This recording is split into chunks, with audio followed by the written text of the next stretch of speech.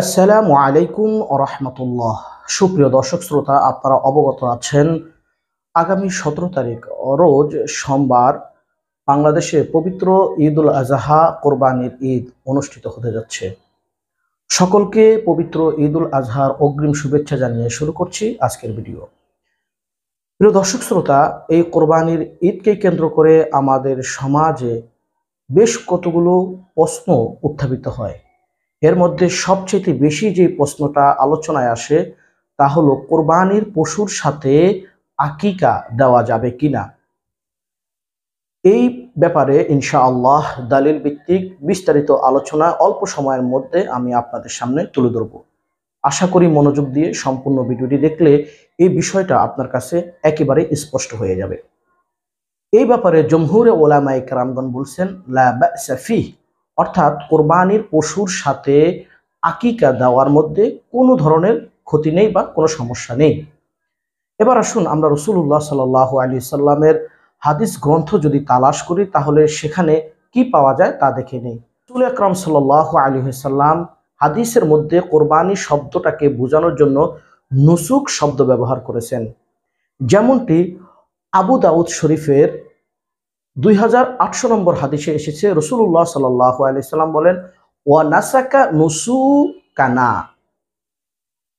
ঠিক অপর একটি হাদিসে রাসূলুল্লাহ সাল্লাল্লাহু আলাইহি সাল্লাম আকিকার মধ্যে কোরবানি বোঝানোর জন্য সেখানেও নুসুক শব্দ ব্যবহার করেছেন। আবু দাউদ শরীফের 2842 নম্বর হাদিসে রাসূলুল্লাহ সাল্লাল্লাহু আলাইহি সাল্লাম বলেন আইয়ান সুকা আনহু ফালিয়ানসুক। কোরবানির ক্ষেত্রে হাদিসে রাসূলুল্লাহ সাল্লাল্লাহু আলাইহি সাল্লাম নুসুক শব্দ ব্যবহার করেছেন এবং আকিকার ক্ষেত্রেও নুসুক শব্দ ব্যবহার করেছেন। এই দুই জায়গায় নুসুক শব্দ এই দিকেই ইঙ্গিত করে যে কোরবানির পশুর সাথে আকিকা দিতে কোনো সমস্যা নেই।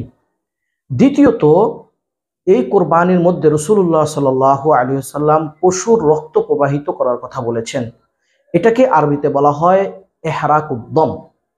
রাসূল সাল্লাল্লাহু আলাইহি সাল্লাম তিরমিজি শরীফের 1430 নম্বর হাদিসে ইরশাদ করেন আহাব্বা ইলাল্লাহি ইহরাকুদ্দম, অর্থাৎ কোরবানির দিনে রক্ত প্রবাহিত করা আল্লাহর কাছে সবচাইতে প্রিয় আমল।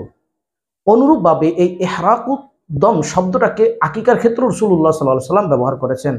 যেমনটি আবু দাউদ শরীফের 2839 নম্বর হাদিসে এসেছে, রাসূল সাল্লাল্লাহু আলাইহি সাল্লাম বলেন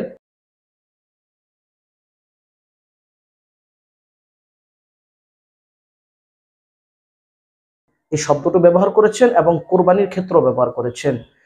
এই দুইটা শব্দ এই কথার দিকে ইঙ্গিত করছে যে কোরবানির পশুর মধ্যে আকিকা দেওয়া যাবে, কোনো সমস্যা নেই। এছাড়াও আমরা যদি আরো কয়েকটি বিষয় লক্ষ্য করি তা দেখতে পাই কোরবানি সহিহ হওয়ার জন্য কোরবানির পশুর যেই শর্তগুলো আছে, আকিকা সহিহ হওয়ার জন্য আকিকার পশুরও সেই শর্তগুলো জরুরি। যেমন পশুর বয়স, কোরবানির ক্ষেত্রে গরুর 2 বছর পূর্ণ হতে হবে, আকিকার ক্ষেত্রেও আকিকার পশুর বয়স গরুর ক্ষেত্রে 2 বছর পূর্ণ হতে হবে। এমনিভাবে যে সমস্ত পশু দ্বারা কোরবানি করা জায়েজ এই সমস্ত পশুগুলো দ্বারাও আকিকা করা জায়েজ, এবং যে সমস্ত পশুগুলো দ্বারা কোরবানি করা জায়েজ নাই ওই পশুগুলো দ্বারা কোরবানি করাও জায়েজ নাই। এছাড়া কোরবানির পশুর মধ্যে যে সমস্ত গুণাবলী থাকা মুস্তাহাব, আকিকার পশুর মধ্যেও একই ধরনের গুণাবলী থাকা মুস্তাহাব।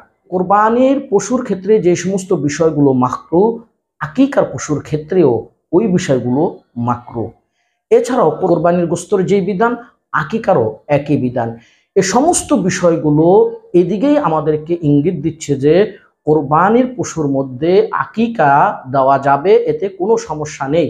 থেকে 750 বছর পূর্বে রুহুল কাবিরে ইমাম ইবনে কুদামা মাকদাসি রাহমাতুল্লাহি আলাইহি বলেন কোরবানি ও আকিকা উভয়টি হচ্ছে ইবাদত, আর উভয়টির উদ্দেশ্য হচ্ছে আল্লাহকে সন্তুষ্ট করা। সুতরাং যেহেতু ইবাদত এবং উদ্দেশ্য একই, আল্লাহকে সন্তুষ্ট করা, তাই কোরবানির পশুর সাথে আকিকা দেওয়া যাবে, এতে কোনো সমস্যা নেই।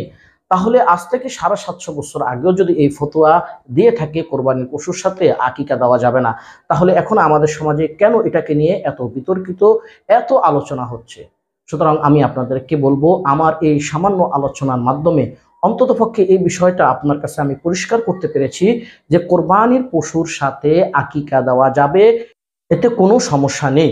সুতরাং আপনারা মনের ভিতরে কোনো সংশয় না রেখে যারা কোরবানির পশুর সাথে আপনার সন্তানের আকিকা দিতে চাচ্ছেন, নির্দ্বিধায় আপনারা আকিকা দিতে পারবেন ইনশাআল্লাহ। আল্লাহ পাক আপনাদের কোরবানিও কবুল করবেন, আকিকাও কবুল করবেন। আল্লাহ সুবহানাহু ওয়া তাআলা আমাদেরকে সঠিক বুঝে জেনে আমল করার তৌফিক দান করুক, আমিন।